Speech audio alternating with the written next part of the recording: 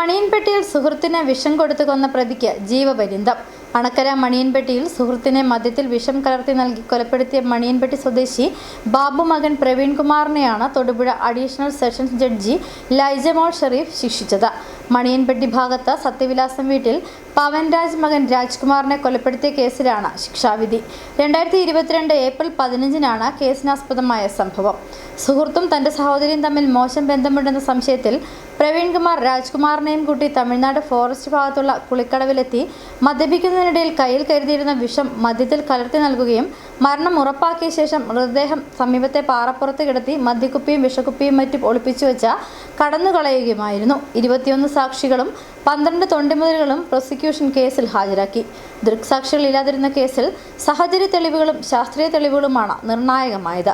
Advocate VS Abhilash പ്രോസിക്യൂഷന് വേണ്ടി ഹാജരായ കേസിൽ അന്വേഷണം നടത്തി കുറ്റപത്രം സമർപ്പിച്ചത് വണ്ടൻമേട് SHO ആയിരുന്ന VS നവാസ് ആണ്.